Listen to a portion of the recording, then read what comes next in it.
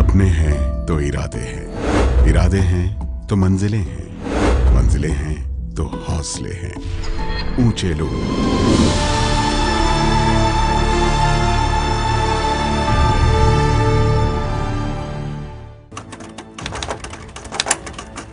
आपके पिता का नाम? श्री जय वल्लभ। ट्रस्ट किस नाम से रजिस्टर करना है? दिव्य योग मंदिर ट्रस्ट।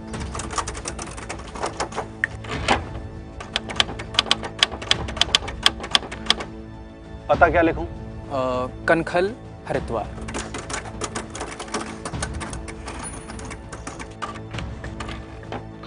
देखिए, आपकी डीड तो तैयार हो गई है। रजिस्ट्रेशन के 13,000 रुपए लगेंगे। 13,000 रुपए? पर उन्होंने तो कहा था कि 1,000 रुपए में ही ट्रस्ट का रजिस्ट्रेशन हो जाना चाहिए। मतलब देखिए, आप जमीन पे ट्रस्ट बनवा रहे हैं, इसलिए स्टैम्प ड्यूटी के 13,000 रुपए लगेंगे।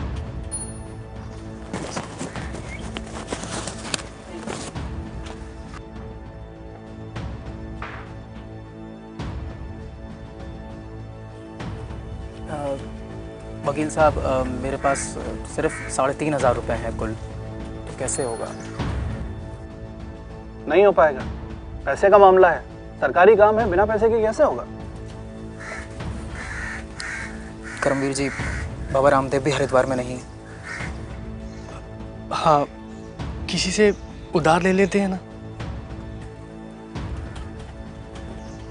देखिए, आप लोगों के पास जब पैसे का इंतजाम हो जाए तब आ जाइएगा, मैं रजिस्ट्रेशन करवा दूंगा। ठीक है वकील साहब, जैसे ही पैसों का इंतजाम होता है हम वापस आते हैं। नमस्कार। नमस्ते। कहते हैं समय बड़ा बलवान होता है। जब वक्त बदलता है तो इंसान की किस्मत बदल जाती है, और जब किस्मत बदलती है तो इंसान का समय बदल जाता है। ऐसा ही आचार्य बालकृष्ण के साथ भी हुआ था। करीब 20 साल पहले हरिद्वार के इसी रजिस्ट्रेशन ऑफिस में आचार्य बालकृष्ण स्वामी रामदेव के साथ जब अपनी सोसाइटी का रजिस्ट्रेशन करवाने के लिए आए थे, उस वक्त उनके जेब में महज 3,500 रुपये थे, जबकि रजिस्ट्रेशन की फ़ीस 13,000 रुपये थी। लेकिन 20 साल बाद आज वो वक्त है जब उनकी मिल्कियत करीब 25,000 करोड़ रुपए की बताई जाती है।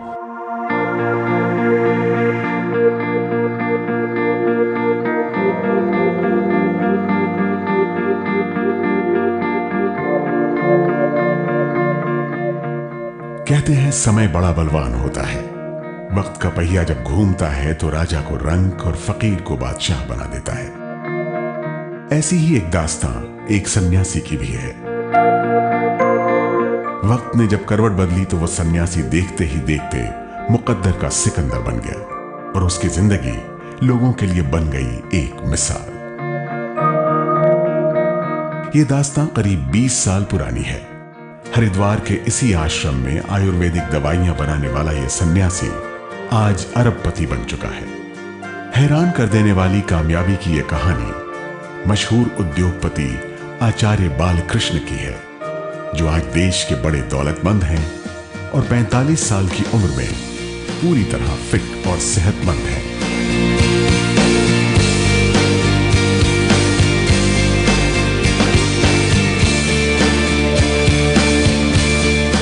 पैरों में मामूली चप्पल और तन पर सफेद लिबास, आचार्य बालकृष्ण की बस यही पहचान नहीं है। वो एक ऐसे कर्मयोगी के तौर पर जाने जाते हैं जिन्होंने आयुर्वेद की ताकत को प्राचीन किताबों से निकालकर आम लोगों के लिए सेहत का रामबाण बना दिया है।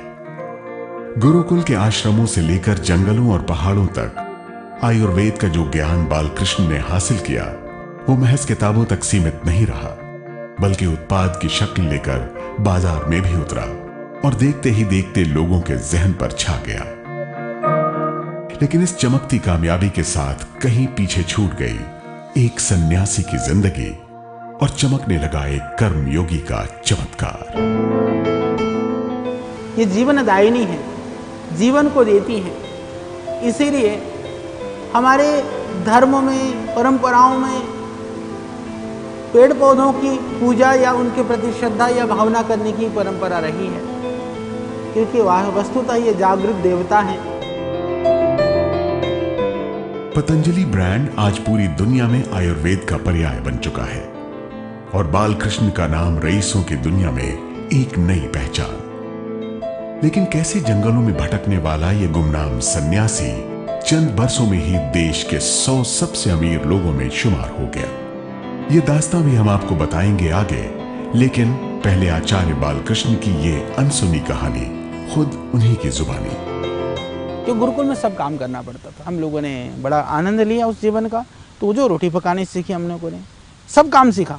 कोई ऐसा काम नहीं है कि जो सामान्य गरीब से गरीब जीवन, लकड़ी काटने से लेकर के, घास काटने से लेकर के, फावड़े चलाने से लेकर के, गोबर उठाने से लेकर के, भूसा उठाने से लेकर के, आटा चक्की पीसने से लेकर के, हमने कोई ऐसा काम नहीं है कि जो नहीं किया हो।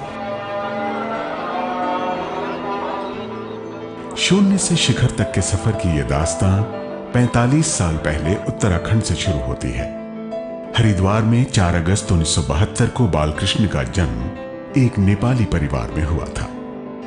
जब बालकृष्ण 3 महीने के थे तब उनका परिवार उन्हें लेकर अपने वतन नेपाल वापस लौट आया था।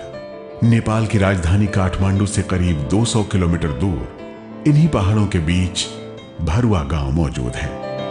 नेपाल के इसी भरुआ गांव में बालकृष्ण का बचपन गुजरा है। हालांकि बालकृष्ण के जन्म के बाद भी उनके पिता जय वल्लभ भारत में रोजगार की तलाश में भटकते रहे।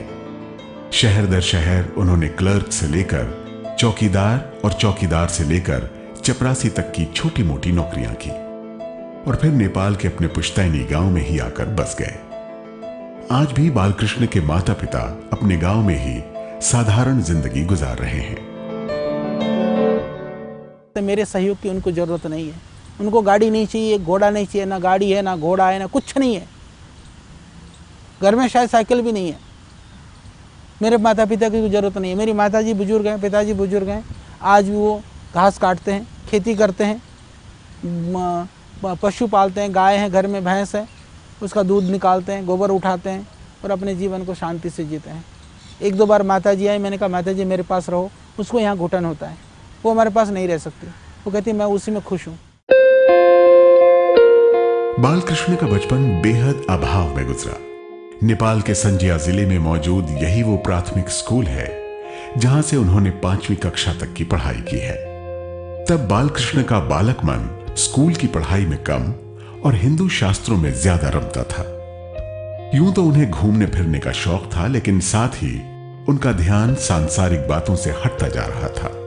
बालकृष्ण का पूरा बचपन नेपाल में ही गुजरा है, लेकिन जब वो 9 साल के थे तब उनके पिता ने अपने एक रिश्तेदार के पास उन्हें वापस भारत भेज दिया था। हरिद्वार कनखल में पैदा हुआ, 3 महीने का बच्चा लेके घर पे आया, नेपाल में आया। वो नेपाल में 5 साल मैंने उसको खाना खिलाया, पढ़ाया। बाकी 8 वर्ष के 9 वर्ष के टाइम में मैं बम्बई लिए गया पढ़ाने के लिए। वो बम्बई में पढ़े, बनारस गए, बनारस वाला ત્યાં से वो गया गौतम नगर वेद विद्यालय में, दिल्ली, नया दिल्ली में। वो पढ़ते पढ़ते बस फिर इधर उधर गया, ना किधर गया हमारे मालूम नहीं। 9 साल के बालकृष्ण पहले अपने माता पिता के साथ नेपाल से मुंबई आए और फिर मुंबई से अपने रिश्तेदार के यहाँ हरियाणा चले गए थे। हरियाणा के महेंद्रगढ़ जिले में खानपुर का यही वो आर्य गुरुकुल है जहां आगे की पढ़ाई के लिए बालकृष्ण का दाखिला करा दिया गया था। खुद बालकृष्ण बताते हैं कि प्राचीन ऋषि मुनियों के ज्ञान को हासिल करने की चाहत उन्हें गुरुकुल के दरवाजे तक खींच लाई थी। 90 के दशक का ये वो दौर था जब खानपुर के इसी आश्रम में पहली बार बालकृष्ण की मुलाकात उस शख्स से हुई थी जिसे दुनिया बाबा रामदेव के नाम से जानती है। आचार्य बालकृष्ण जी से 87 में हम पहली बार गुरुकुल खानपुर में मिले थे और ऐसे ही एक आत्मीय संबंध हो गया। फिर खानपुर गुरुकुल के बाद ये नारनौल ज़िले में पड़ता है, महेंद्रगढ़ ज़िले में, नारनौल के पास। फिर हम गुरुकुल कालवा में आ गए और वहाँ पर ये मित्रता बहुत ज़्यादा प्रगाढ़ हो गई और करीब करीब हमने तभी निर्णय कर लिया था कि हमको जीवन में ये साधना और सेवा के मार्ग पर साथ साथ आगे बढ़ना है। बच्चों, कल हमने योगाभ्यास किया था। आज हम उस शास्त्र के बारे में चर्चा करेंगे जो मनुष्य काया को निरोगी रखता है। क्या कोई बता सकता है उस शास्त्र को क्या कहते हैं? आयुर्वेद गुरुदेव। ठीक कहा वत्स।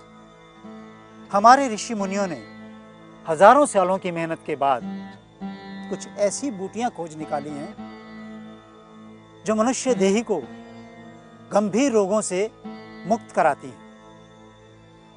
ऋषि चरक ने चरक संहिता लिखी, जिसके सूत्र 30/20 में कहा है, तदायुर्वेदे यति आयुर्वेदे, अर्थात जो आयु का ज्ञान देता है उसे आयुर्वेद कहते हैं। जब हम गुरुकुल में पढ़ा करते थे उस समय हमारे गुरुजी पूज्य बलदेव जी के एक मित्र थे वैद्य, उनका नाम था बलराम जी। बहुत पुराने वैद्य थे वो। तो उनसे हमने च्यवनप्राश बनाना, भस्में बनाना, पिष्टियाँ बनाना, गोल अवलेह, पाक, चूर्ण, बटी आदि जो आयुर्वेद की क्रियात्मक जो प्रैक्टिकल उसका पक्ष है उसको हमने सीखा था। लेकिन हमको ये नहीं पता था कि कभी हम ये भी करेंगे। माने गुरुकुल में हमको व्याकरण शास्त्र, आयुर्वेद शास्त्र, दर्शन, उपनिषद, वेद शास्त्रों के साथ साथ आयुर्वेद सिखाया जाता गया था, लेकिन हमको ये नहीं पता था कि हमें ऐसे उपयोग में आएगा। दूसरी तरफ श्रद्धेय आचार्य बालकृष्ण जी की भी कुछ जन्म से ही, स्वभाव से ही आयुर्वेद की तरफ रुचि रही। ये कौन सी औषधि है गुरुदेव? इसे छोटी हरड़ कहते हैं और यह है महाभृंगराज, इसे भागड़ा भी कहते हैं, और यह है ब्राह्मी। आयुर्वेद में इन दोनों औषधियों को बालों के लिए सर्वोत्तम माना गया। हरड़ के साथ इन दोनों को मिलाकर मैं बालों को काला करने का नुस्खा तैयार कर रहा हूं। सच में गुरुदेव? तुम जानते हो वत्स, महाभृंगराज खेतों में बहुत पाया जाता है। क्या तुम दोनों इसको हमारे लिए ला सकते हो? अवश्य गुरुदेव। पहचान तो लोगे? बिल्कुल गुरुदेव, हम चलते हैं, हमें आज्ञा दीजिए। प्रणाम गुरुदेव। प्रणाम गुरुदेव। मेरी माँ जो है ना, उसको भी आयुर्वेद का बहुत नॉलेज है। वो अनपढ़ है, बिल्कुल कुछ नहीं जानती है, पर मुझे याद है कि बचपन में जब हम लोग छोटे छोटे थे, बीमार हो जाते थे, तो कोई जड़ी बूटी, कई पत्तियाँ, कई जड़ियाँ उठा उखाड़ करके लाती थी। और अभी भी 1-2 साल पहले जब हमसे मिलने के लिए आई तो मैंने बोला, माँ, मैंने कहा तुम्हारी कुछ जड़ी बूटियाँ मेरे को भी बता दो। तो मेरे पास पूरी डायरी है। मेरी माँ को कम से कम नहीं तो होंगे हजारों रोगों के जो है नुस्खे और अलग अलग तरह की जड़ी बूटियों का नॉलेज था। तो वो संस्कार शायद माँ के पेट से हमको कुछ मिल गया, और गुरुकुल में जो है वैद्य बलराम जी और वो वातावरण का सानिध्य का लाभ मिला। दूसरा जो अनेक जगहों पर अनेक वैद्यों का, अनेक लोगों का जो हमको साथ मिला, उससे यह विधा जो है आज एक स्वरूप हम प्रदान कर पा रहे हैं, जिसके द्वारा हम लोगों की सेवा कर पा रहे हैं। तन पर सफेद कपड़े, जमीन का बिछौना और गुरु के हर आदेश का मुस्तैदी से पालन करना, यही गुरुकुल की रीत थी। गुरुकुल की इस परंपरा को बालक बालकृष्ण ने भी बखूबी निभाया। लेकिन आश्रम में पढ़ाई के दौरान उनका रुझान जहां आयुर्वेद की तरफ बढ़ता चला गया, वहीं बाबा रामदेव का योग में। खानपुर के आर्ष गुरुकुल का यही वो कमरा है जहां साल 1992 तक बाबा रामदेव के करीब 5 साल गुजरे हैं, और इसी गुरुकुल में उन्होंने योग का पहला गुरु मंत्र भी सीखा था। जो गुरुकुलों की वैसे तो आम दिनचर्या रहती है कि 4 बजे यहाँ उठ जाते हैं और हर चीज़ यहाँ घंटे से होती है, खाने का भी, पढ़ने का भी, सब ऐसा ही रहता है। तो वो और ज़्यादा उत्साही थे कि मान लो अभी सब बच्चे 3:45 बजे उठते हैं, तो वो कभी कभी 3 बजे भी उठ जाया करते थे और अपने विषय में पढ़ने के लिए जल्दी जल्दी दिनचर्या कर लग जाया करते थे। इस तरह का था। उस समय तो लगभग विद्यार्थी ज़मीन पर सोते थे, बाकी तख्त भी थे, जिसकी इच्छा होती थी तख्त पर सोते थे। लेकिन स्वामी जी का तो अपना नियम पहले से ही था कि वो नीचे ही सोए हैं, धरती में ही, मतलब एक चटाई वगैरह या कंबल वगैरह डाल करके नीचे ही सोते थे वो। 8 अक्टूबर 1992 में गुरुकुल की शिक्षा समाप्त हो गई और यहीं से रामदेव और बालकृष्ण की राहें भी जुदा हो गई थी। बाबा रामदेव ने सन्यास के रास्ते पर कदम आगे बढ़ा दिए थे, वहीं बालकृष्ण ने आयुर्वेद की राह पकड़ ली थी। बालकृष्ण आश्रम से निकलकर आगे की पढ़ाई करने बनारस चले गए। वक्त धीरे धीरे गुजरता रहा। बाबा रामदेव ने हरियाणा के किशनगंज में ही प्राचार्य का पद संभाल लिया। वो घासला गुरुकुल में बच्चों को पढ़ाने लगे। उधर बालकृष्ण ने जड़ी बूटियों की तलाश में हिमालय को अपना कर्म क्षेत्र बना लिया। लेकिन इस बीच दोनों के बीच खतों का सिलसिला भी चलता रहा।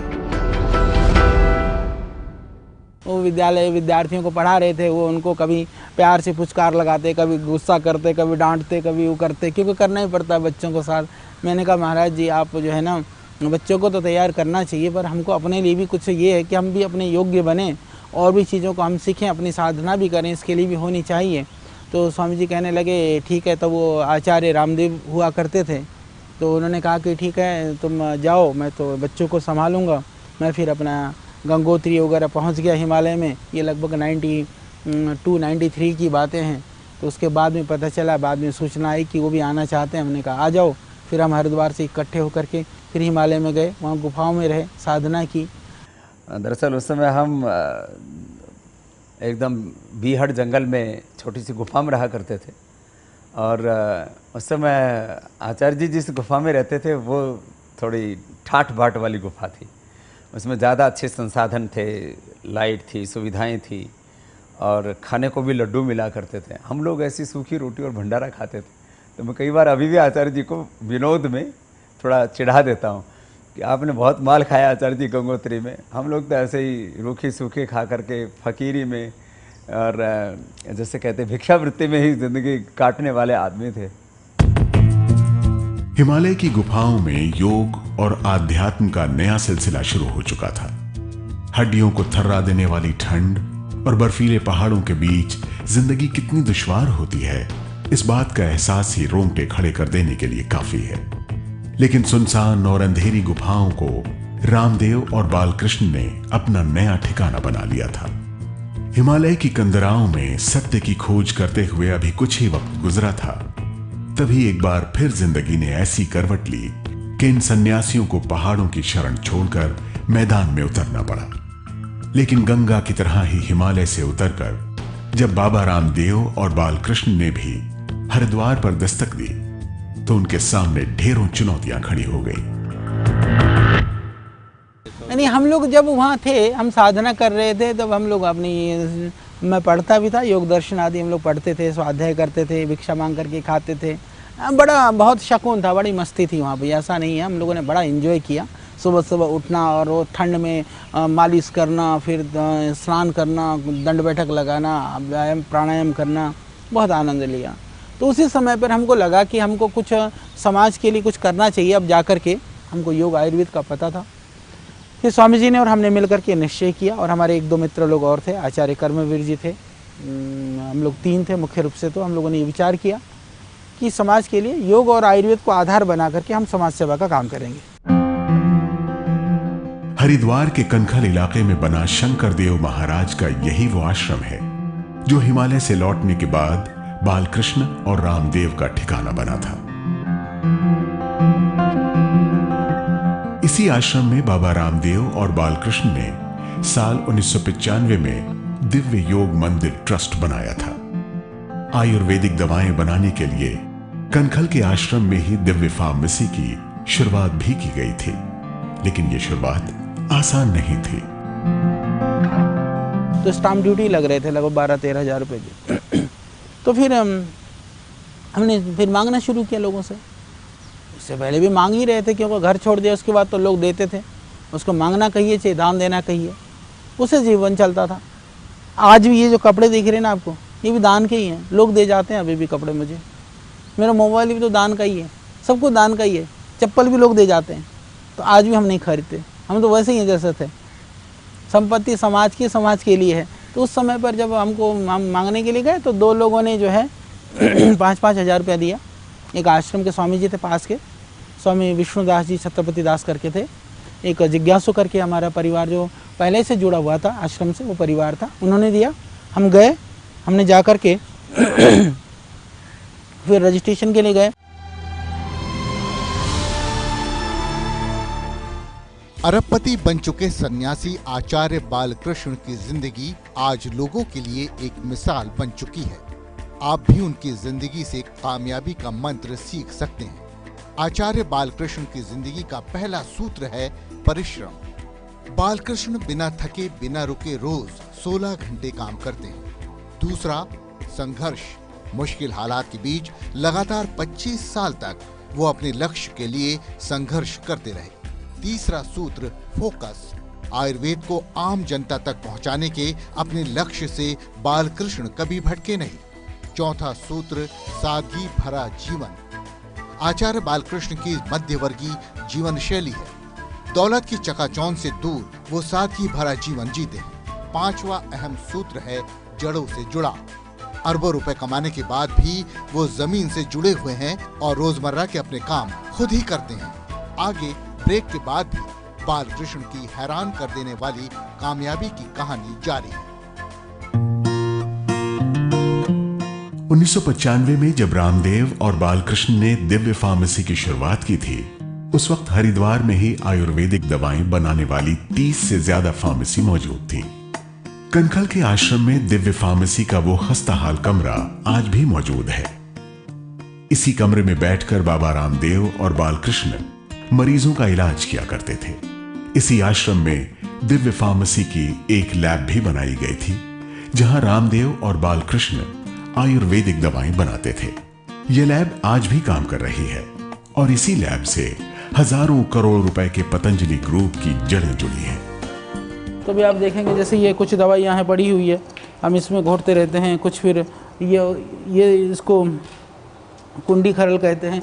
ये नॉर्मल जो हमारे ट्रेडिशनल खरल है, इसमें भी दवाई वगैरह भी घोटते रहते हैं।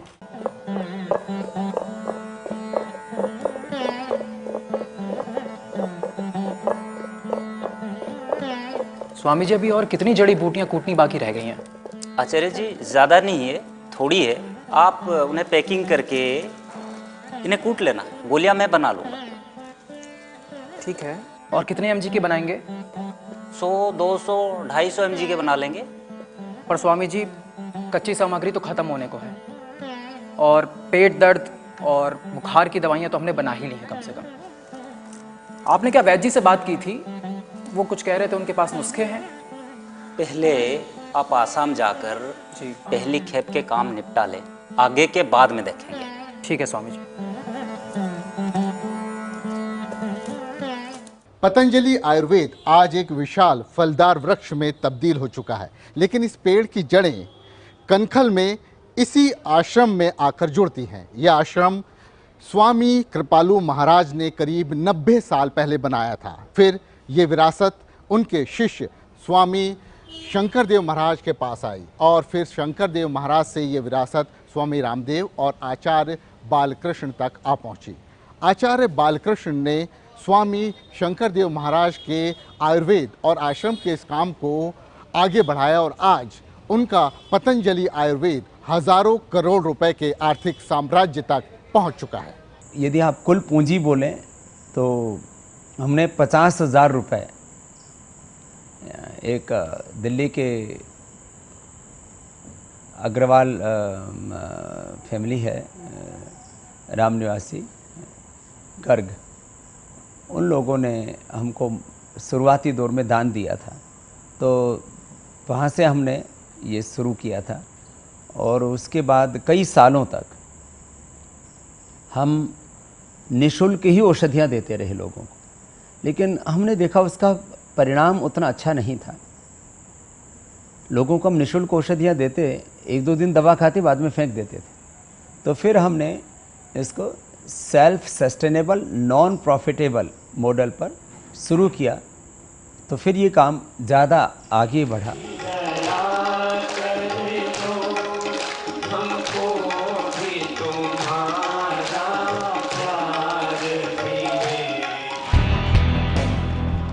दुनिया में जितना शोर रामदेव को योग को लेकर मचा, उससे कहीं ज्यादा विवाद उनकी आयुर्वेदिक दवाओं को लेकर भी खड़ा हुआ है। आप देखिए, इतने शाकाहारी होंगे, इतने वेजिटेरियंस होंगे जो किसी व्यक्ति के विश्वास में उनकी फार्मेसी से दवा खरीदते हैं और अब पता चल रहा है कि उसमें जानवरों के हिस्से भी हैं, तो ये तो बिल्कुल गलत चीज है। 21 साल पहले इसी दिव्य योग मंदिर ट्रस्ट के साथ बालकृष्ण और रामदेव की दवाइयों की कहानी शुरू हुई थी। दवा का कारोबार और योग का चमत्कार, इन दो अचूक हथियारों से लैस होकर जब रामदेव और बालकृष्ण की जोड़ी कारोबार के मैदान में उतरी तो उनकी शोहरत का ग्राफ तेजी से ऊपर चढ़ा। देश में दूर दराज इलाकों तक रामदेव का नाम एक ब्रांड की शक्ल अख्तियार करने लगा। बाबा रामदेव ने पहले योग को अपना ब्रांड बनाया, फिर अपनी आयुर्वेदिक दवाओं को, और फिर वो खुद ही एक ब्रांड बाबा में तब्दील हो गए। मैं रोगों को स्थायी रूप से ठीक करता हूं। मैं खाली नियंत्रण नहीं, उनका संपूर्ण निराकरण करता हूं। साल 2002 में जब रामदेव ने टीवी के पर्दे पर कदम रखा तो देश और दुनिया में एक नया बाबा ब्रांड बना। लेकिन बाबा रामदेव की चमत्कारी कामयाबी बालकृष्ण की अटूट मेहनत, निष्ठा और लगन के बगैर अधूरी है। शुरू में दोनों जने दोनों काम किया करते थे। मैं भी योग सिखाता था और कई शिविर में अकेले भी मैंने लिए हैं, और कई बार स्वामी जी स्वयं बैठ करके उन्होंने बड़े रोगी भी देखे हैं। तो दोनों कार्य, क्योंकि दोनों ही लोग उसमें हम लोग लगे रहे धीरे धीरे, क्योंकि फिर कार्य का अपने आप विभाजन हो गया। स्वामी जी बाहर ज़्यादा जाने लगे, शिविर वगैरह लगाना स्वामी जी ने ज़्यादा शुरू किया, और मैं आश्रम में बैठ करके अपना आयुर्वेद की सेवा में ज़्यादा लग गया। तो लगते लगते ये स्वाभाविक सा हो गया कि संस्थान का जो एडमिनिस्ट्रेशन और वहाँ जो संस्थान के द्वारा जो सेवा का कार्य है वो हमारे जिम्मे, बाहर की जो शिविर और जो वहाँ का जो संगठनात्मक जो स्वरूप ढांचा है वो स्वामी जी के हिस्से में। तो इस तरह से यहाँ हम व्यवस्था करते रहे, घर संभालने का काम हम करते रहे, बाहर से जो व्यवस्थाओं का काम स्वामी जी करते रहे।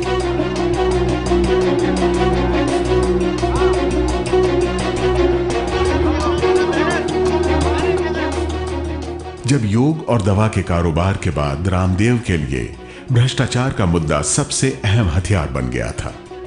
काले धन का वो मुद्दा जिस पर अब वो कम ही बोलते नजर आते हैं, लेकिन 5 साल पहले जब इसी मुद्दे पर वो यूपीए की सरकार से भिड़े थे तब उनके सामने कई राजनीतिक चुनौतियां खड़ी हो गई थी।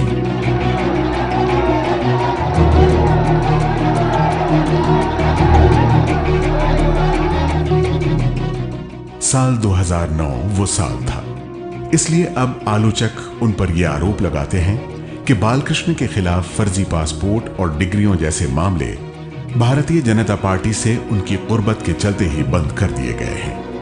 आलोचकों का यह भी आरोप है कि केंद्र में बीजेपी की सरकार बनने के बाद से ही पतंजलि ग्रुप ने कामयाबी का आसमान छुआ है। लेकिन ऐसे तमाम आरोप पर बालकृष्ण ये सफाई पेश करते हैं। राजनीतिक जो विद्वेष होता है, उस विद्वेष को जितना हम लोगों ने सामना किया, शायद बहुत कम लोगों को उसका सामना करना पड़ता है। तो उसको किया, पर उसको मैं कहूँगा कि उसका जो नुकसान या लाभ, तो मैं कहूँगा कि जो उन्होंने तो प्रयास किया था नुकसान का, यदि हम ईमानदारी से जुटे रहे, इसलिए हमको उसका कहीं ना कहीं समाज ने हमको उसका पुरस्कार दिया है। जो हमने फेस किया, जो सामना किया, उसका पुरस्कार समाज ने हमको दिया विश्वास के रूप में, और हमारे कार्यों के एक साथ दे करके, खड़े होकर के, कहीं ना कहीं ताकत के रूप में। जब हम पूरे देश में आंदोलन चला रहे थे और श्रद्धेय आचार्य जी को लोगों ने बहुत गलत मनसा के साथ में जेल में डाल दिया था बिना किसी उनके अपराध के, तो उस समय एक बहुत ही शातिर व्यक्ति है इस देश की राजनीति में, उसने कहा था कि आचार्य बालकृष्ण का मर्डर कराना चाहते हैं स्वामी रामदेव, क्योंकि स्वामी रामदेव के सारे राज आचार्य बालकृष्ण जानते हैं और वो उनको जेल में ही ख़त्म करना चाहते हैं। तो उस समय उनकी एक साजिश थी कि आचार्य बालकृष्ण को जेल में जहर दे करके ख़त्म कर दो और उसका आरोप स्वामी रामदेव पर मर दो कि उन्होंने मर्डर कराया। तो एक को जेल में मार दो और एक को बाहर जो है वो मर्डर के अपराध में उसको फांसी पर लटका दो, तो ये पूरा आंदोलन ख़त्म हो जाएगा।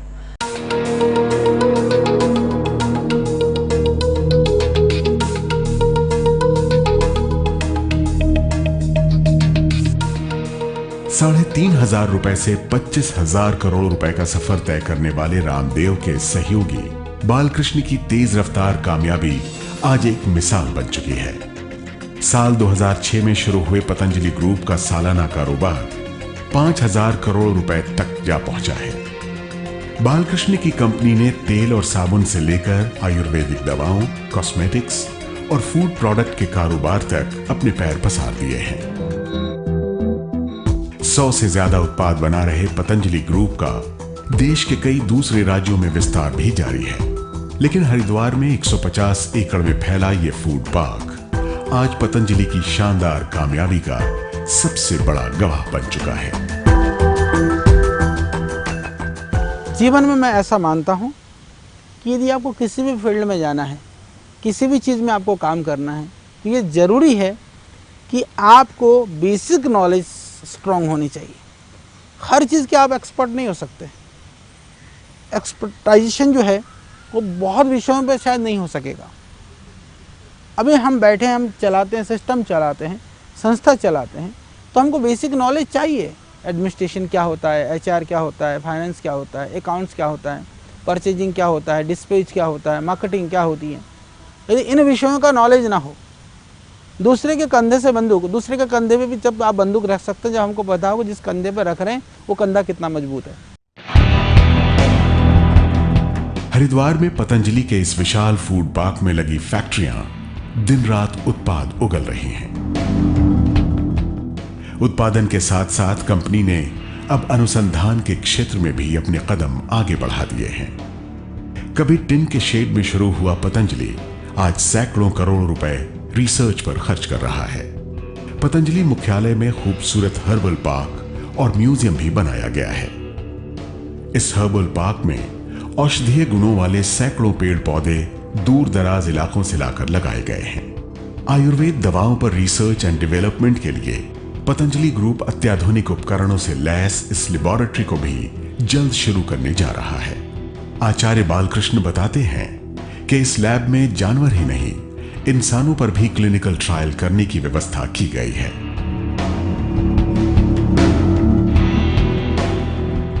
योग और आयुर्वेद पर रिसर्च करने के लिए पतंजलि योगपीठ में ही बाकायदा अलग अलग विभाग भी बनाए गए हैं।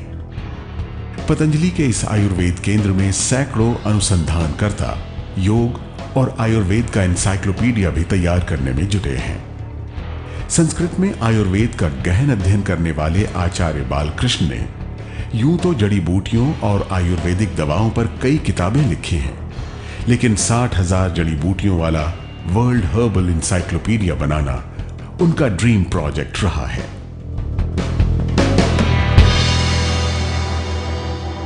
मेरा मुख्य कार्य है जड़ी बूटियाँ,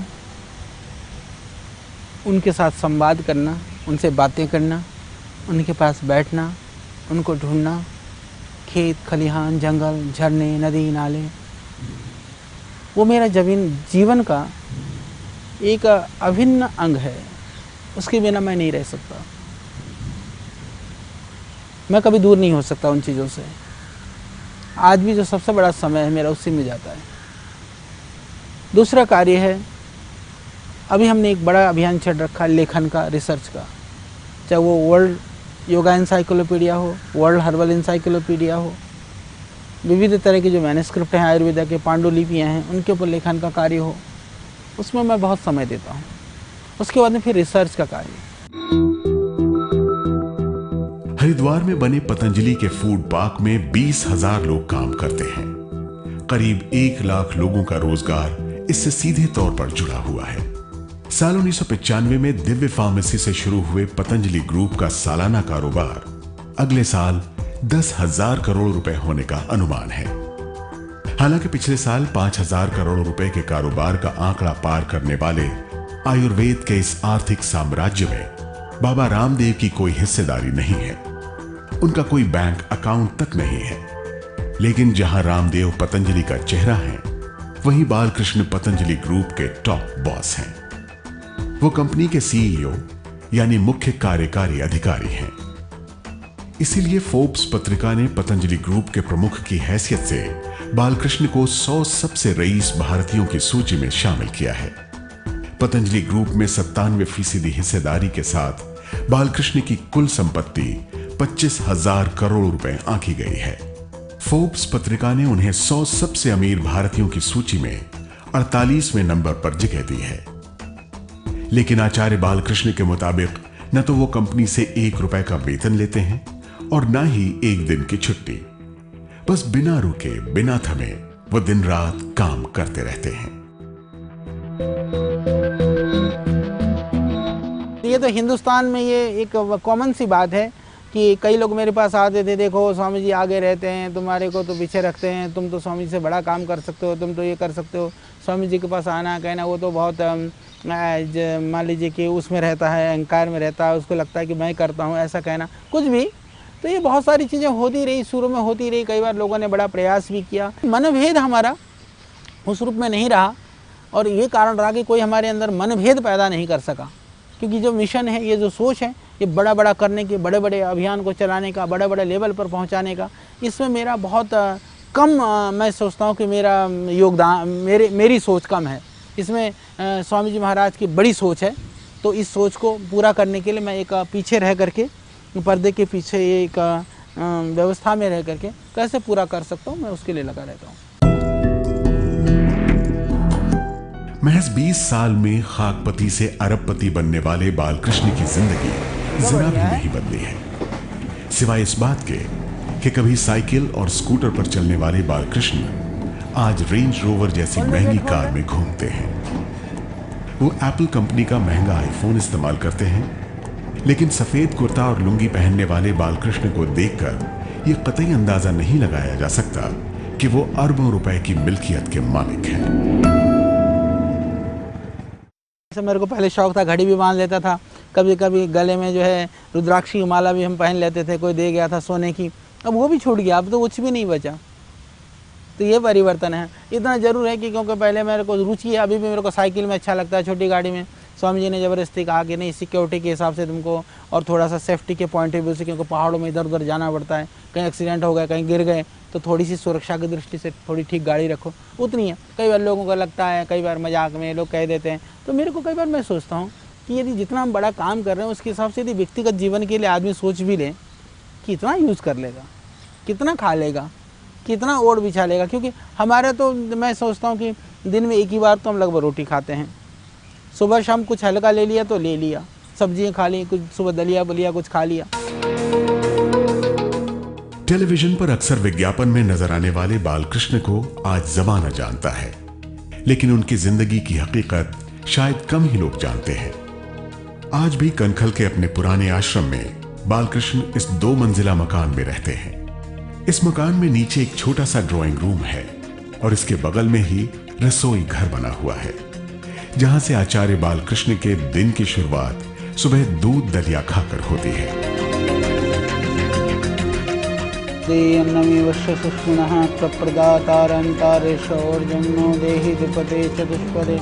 ओम शांति शांति शांति।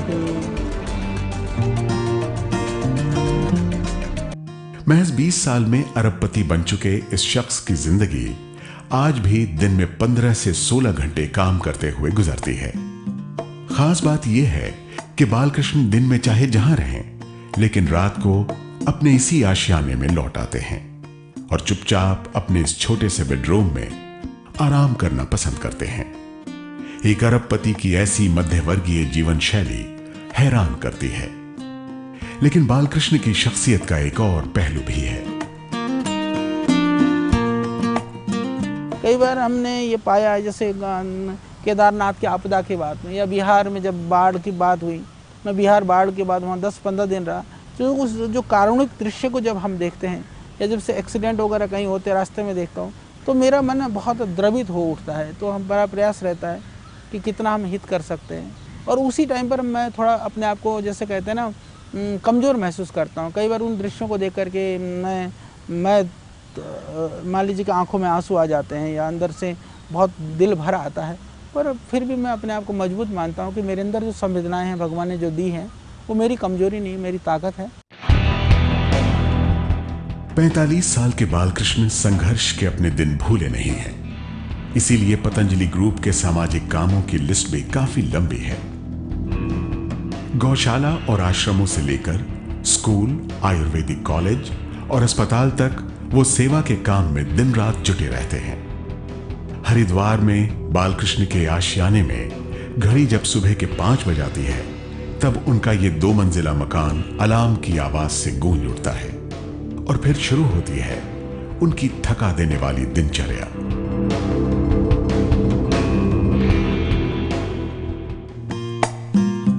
आचार्य बालकृष्ण की कहानी एक जर्रे के आसमान बनने की दास्तां है। एक सन्यासी भी कैसे अरबों का आर्थिक साम्राज्य खड़ा कर सकता है, बालकृष्ण इसकी जीती जागती मिसाल हैं। आयुर्वेद को लोगों की सेहत का रामबाण बनाने वाले बालकृष्ण की जिंदगी सबके सामने है। इसलिए एक अहम सवाल यह भी है कि क्या इतिहास उन्हें आयुर्वेद के ऋषियों धन्वंतरी, चरक और पतंजलि की तरह ही याद रखेगा।